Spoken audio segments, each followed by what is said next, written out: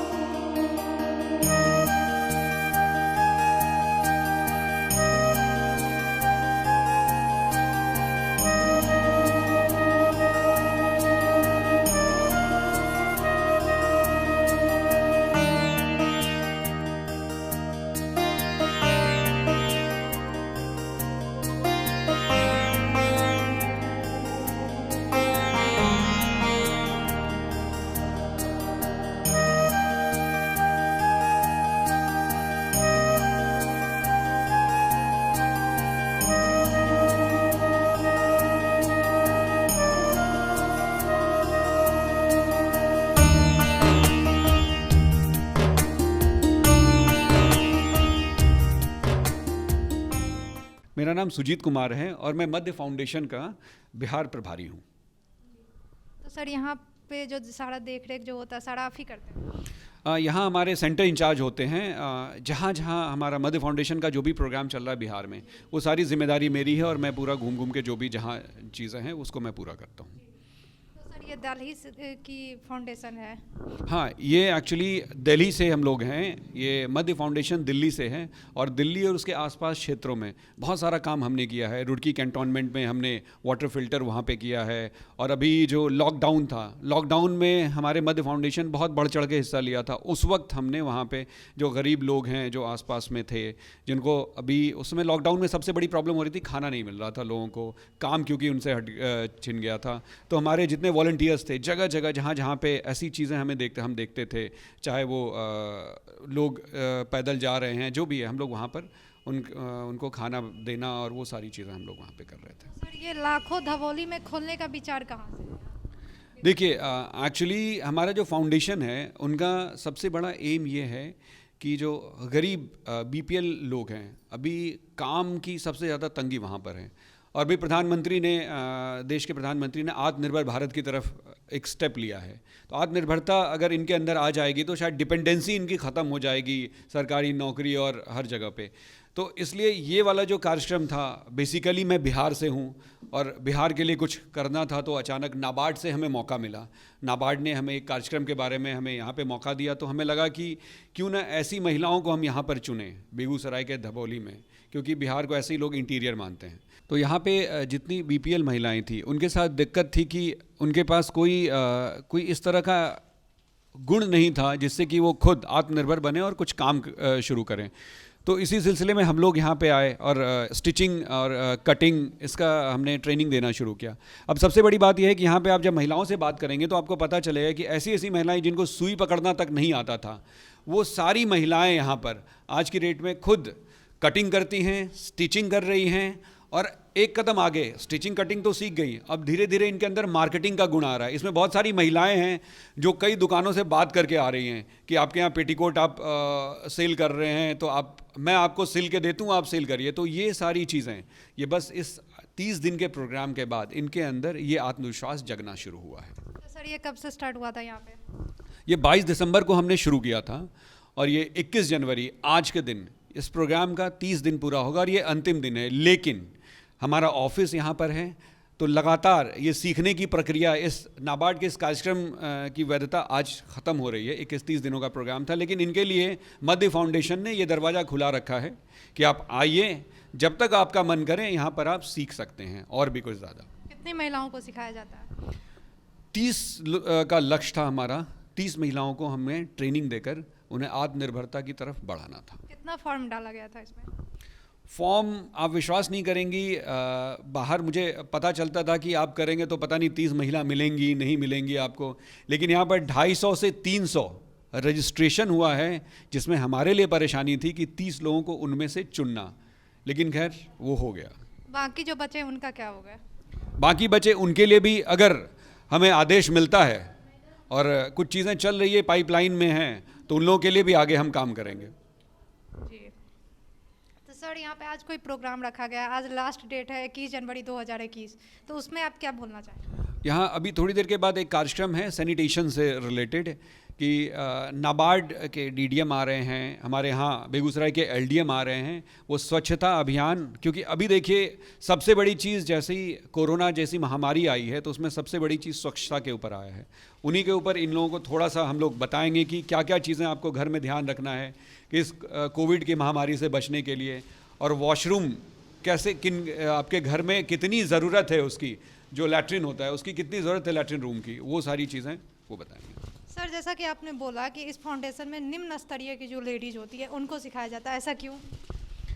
देखिए जिनके पास सभी संसाधन परिपूर्ण हैं उनको शायद वो उनके लिए थोड़े बहुत पैसे बहुत बड़ा मैटर नहीं रखता, वो कहीं भी जाके सीख सकते हैं 2 पैसे दे के। लेकिन ये जो बीपीएल कैटेगरी हैं इनके पास बहुत सारी दिक्कतें हैं। सबसे बड़ी दिक्कत इनके पास वक्त भी नहीं होता है कि अपने घर से टाइम निकाल के, और पैसों की तंगी रहती है। तो अगर हम उनको सेलेक्ट करें, उनको आत्मनिर्भर बनाएं, तो अगर अपने पति के उस आर्थिक सहयोग पति के में करें या घर के कामों में अगर आर्थिक सहयोग इनका होता है, इनके लिए बहुत बड़ी उपलब्धि होगी। ये जो बीपीएल मतलब निम्न स्तर की जो महिला थे वो आपसे कैसे जुड़ी इस फाउंडेशन में? बिलो पॉवर्टी लाइन की जितनी भी महिलाएं थी इन्हें हमें बताने की ज़रूरत नहीं पड़ी। एक्चुअली ये जहाँ पे हम लोग शुरू कर रहे हैं, ये हमारे जो इस लाखों पंचायत के जो मुखिया हैं उनकी बिल्डिंग है ये। तो उन्होंने मुझे क्या कहते हैं मौका दिया कि आप हमारे यहाँ शुरू करिए, और वो एक्चुअली पंचायत से जुड़े हुए हैं, उनके थ्रू एक मैसेज गया तो बाहर सी महिलाओं की आई, जिसमें से हम लोग 30 लोगों को हमने चुना है। इसमें सिर्फ सिलाई कढ़ाई सिखाया जाता है? हाँ, सिलाई कढ़ाई से रिलेटेड सारी चीज़ें इसमें सिखाई जाती है। आपने क्या चीज़ से स्टार्ट किया था इन महिलाओं को जिनको कोई भी गुण नहीं था सिलाई कढ़ाई का, तो क्या चीज़ से स्टार्ट किया था, कैसे सिखाना? आपके लिए तो बहुत टफ हुआ होगा। देखिए हमारी ट्रेनर थी हीरा जी, उनको वो ट्रेनिंग का अच्छा एक्सपीरियंस था उनके पास, और मैं खुद फैशन डिज़ाइनर हूँ, मैंने डिग्री कोर्स किया इसके ऊपर, तो मुझे इनको सिखाने के लिए बहुत बड़ी मेहनत नहीं करनी पड़ी। देखिए एक चीज़ मैं बता दूं कि ये जो सिलाई कढ़ाई वाली चीज़ें होती हैं ना, महिलाओं में बाय बोर्न है, बाय बर्थ उनके पास ये होता है, बस आपको उनको थोड़ा सा उत्साह बढ़ाना है। तो इनको स्टार्ट जो हमने किया था कि पेपर पे कटिंग करना पहले सिखाया, कि कैंची कैसे चलानी है आपको, पेपर पे कैसे पैटर्न कटता है, और जब ये लोग पेपर पे पैटर्न कटना शुरू किया तो कपड़ा इनके लिए आसान था, फिर मशीन पे सिल के आप खुद देखिए कितने अच्छे से स्टिच कर रहे हैं। नमस्ते, आपका नाम? हीरा देवी। कहाँ से हैं आप? नयानगर बिशनपुर टोला। यहाँ कैसे आए? यहाँ मतलब हमें बुलाया गया था, पता लगा, मतलब बोले थे सर की जो यहाँ ट्रेनिंग सिखाइएगा, तो हम बोले हम जानते हैं, सिखा सकते हैं। एज ए ट्रेनर आपको यहाँ पर जॉब दिया गया? हाँ। आपके अंदर 30 महिलाएं को आपको ट्रेनिंग देना था सिलाई कढ़ाई का, आपके लिए तो मुश्किल बहुत हुई होगी। मुश्किल तो कुछ नहीं था, थोड़ा बहुत तो था, लेकिन फिर भी हैंडल कर लिए। किस तरीके से इन महिलाओं को ट्रेनिंग दे जिनको सिलाई कढ़ाई सुई धागा तक नहीं पकड़ने आता था? पेपर पे पहले कट करवाए, कैंची पकड़ने के लिए सिखाए, उसके बाद फिर सुई धागा पकड़ाए, तब मशीन पे बैठाए, उसके बाद फिर स्टिच करवाना सिखाए सबको। क्या चीज़ से स्टार्ट किए थे? मास्क बनाने के लिए पेपर पे बनाए, और उसके बाद फिर कपड़ा पे। कितना टाइम लगा था इन लोग को एक मास्क बनाने में? एक मास्क बनाने में बस जब सीख गई तो 5 मिनट काफ़ी हो गया। तो अभी जो महिलाएं निम्न मध्यम वर्गीय महिलाएं जो देख रही हैं इस प्लेटफॉर्म के माध्यम से, उनको क्या संदेश देना चाहेंगे आप? उनको बोलेंगे जो सीखे हैं अपना मतलब आत्मनिर्भर बनिए और काम कीजिए, अपनी फैमिली को सपोर्ट कीजिए, अपना नाम रोशन कीजिए, अपना नाम अपना मतलब सब कुछ। Thank you ma'am. Thank you. बिल्कुल बिल्कुल, एक्चुअल फेस तो उन्होंने ही किया है सिखाने के दौरान। सबको ट्रेनिंग देना, सबको बिल्कुल बिल्कुल। मेरा तो बस गाइडलाइन होता था कि बीइंग अ प्रोफेशनल, मैंने इसकी डिग्री ली हुई थी, तो मैंने जो गाइड जिस तरह से कर रहा था, हीरा जी ने बखूबी उसको निभाया है। तो सर यहाँ तो 1 मंथ कंप्लीट हो गया, नेक्स्ट कहाँ का प्रोग्राम है बेगूसराय में? देखिए अभी ये ऑफिस हमारा बंद नहीं हुआ है, ऑफिस चल रहा है, महिलाएं आएंगी, और भी कुछ चीज़ें पाइपलाइन में, लेट्स सी क्या क्या चीज़ें आती है, तो फिर मैं आपको बताऊंगा ज़रूर जल्दी। यहाँ की जो महिलाएं हैं जिनको आपने 1 मंथ के अंदर फुल ट्रेनिंग दिया है सिलाई कढ़ाई का, तो क्या उनका कुछ ट्रेनिंग दिखा सकते हैं दर्शकों को? बिल्कुल बिल्कुल, आप खुद लाइव जाइए और इनको बुलाइए एक एक करके, आप उनसे बात कीजिए, आपको खुद पता चलेगा। ताकि दर्शकों को भी पता चले कि यहाँ पे क्या सिखाया गया है। अभी आपने एक सवाल आपने पूछा था कि और क्या नेक्स्ट। मैं आपको बताऊं कि इसके पहले जो है नोएडा, दिल्ली एनसीआर में आता है नोएडा, वहाँ पे हमारा एक स्कूल चलता है। उस स्कूल में हम लोग करीब 50 बच्चे हमने चुन के रखे हैं, और वो 50 वो बच्चे हैं जो बीपीएल कैटेगरी, जो वहाँ की सोसाइटीज़ के में महिलाएं जो मेड का काम करती हैं, उनके पिताजी वो साफ़ सफाई का काम करते हैं, उनके बच्चे हैं। मध्य फाउंडेशन की तरफ से वो सारा फ्री है उनके लिए, वहाँ पे पढ़ाई लिखाई, स्नैक्स दिन का, उनका सारा स्कूल यूनिफॉर्म, कॉपी किताब सब हम लोग फ्री देते हैं। तो इस तरह के ढेर सारे प्रोग्राम्स हमारे चल रहे हैं। और जहाँ तक आप यहाँ की बात है, तो आप बिल्कुल खुद आप देखिए और महिलाएं आपको खुद बताएं क्या थी वो और क्या इन्होंने सीखा है यहाँ पर। आइए, यहाँ पे बहुत सारी महिलाएं, यहाँ इन लोगों से जानते हैं इन लोगों का क्या रिस्पॉन्स है इस फाउंडेशन के बारे में। नमस्ते मैम। नमस्ते मैम। आपका नाम? मेरा नाम रोशनी कुमारी, घर लाखो निपनिया टोला हुआ। और हम लोग को तो कुछ सिलाई फराई के बारे में कुछ पता ही नहीं था। और हम लोग यहाँ जब से आए हैं, जब से आना शुरू किए हैं मैम, तो बहुत कुछ ऐसा है कि हम जान चुके हैं। जब ऐसा था कि हम लोग सुई धागा पर कुछ नहीं कर पाते थे, आज हम मशीन पर बैठ के मास्क बना रहे हैं। लेकिन अब हमको बहुत खुशी हो रहा है मैडम, इतना कुछ हम जान लिए। तो हमको लगता है कि बेरोज़गार घर में पड़े रहेंगे, उससे अच्छा है कि कुछ सीख लें, तो कुछ रोज़गार हम लोग को मिलना चाहिए। कुछ रोज़गार करना चाह रहे हैं मैडम, घर में बैठ के क्या करेंगे। फैमिली को भी सपोर्ट मिलेगा? फैमिली को भी सपोर्ट मिलेगा और सहयोग मिलेगा। हम सोच रहे हैं कि कुछ करें अपने हाथों से, अपने बच्चों के लिए और अपने परिवार के लिए। आज यहाँ आके हमको अच्छा लगा और इस सेवा यहाँ हमको मिल रहा था, हम सोचे कर लेते हैं यहीं जाके इस फाउंडेशन के तहत। पर ये फाउंडेशन तो आपके लिए बहुत सही है। बहुत। तो ये मास्क बन के बिल्कुल रेडी है जी इसमें सिर्फ रबड़ लगाना है साइड से। जी, आपको कैसा लग रहा है आपने मास्क बनाया है? बहुत अच्छा लग रहा है मैम, बहुत खुशी। ये जो अभी कॉटन फैब्रिक का जो आपने मास्क बनाया है, ये तो बहुत ही ज़्यादा कंफर्टेबल रहता है। जी, अभी जो मार्केट में मास्क आ रहा है उससे ज़्यादा बेटर। उससे ज़्यादा अच्छा है। जी, अभी जो हमारे दर्शक देख रहे हैं, जो भी लेडीज़ देख रही हैं, उनको क्या संदेश देना चाहेंगे आप? उनसे यही संदेश देना चाह रहे हैं कि हम लोग सब मिलकर मास्क बनाएंगे। और ये झोला तीन गो थैला पड़ा हुआ है, उसमें एक ग्रुप बन गया है तीनों में, कि हम लोग मास्क बना के उसमें सारा जमा कर लेंगे और मार्केट में जाके सेल करेंगे। उससे कुछ जो आएगा तो ठीक रहेगा। अपना नाम भी रोशन होगा। जी, अपना नाम। Thank you. Thank you. तो यहाँ कैसे आए? मुझे पता चला यहाँ आई कढ़ाई का या मास्क बनाने का अथी चालू हुआ है, उसके बाद मैं यहाँ पे आए? हाँ, यहाँ पे आप कितने दिन से हैं? वो 22 तारीख से। 1 मंथ हो चुका है लगभग। हाँ, 1 मंथ में आपने क्या क्या सीखा? ब्लाउज और वो पेटीकोट सब सिल लेते हैं। 1 मंथ में सब कुछ सीख? हाँ, सीख लिए। क्या क्या बनाया अभी तक यहाँ पे? अभी एक पेटीकोट बना है और ब्लाउज बना है। हाँ, शादी के बाद आपका शादी हो चुका है जैसा कि पता चल रहा है, मैरिड होने के बाद भी आप में आत्मनिर्भर बनने का ये सपना कहाँ से?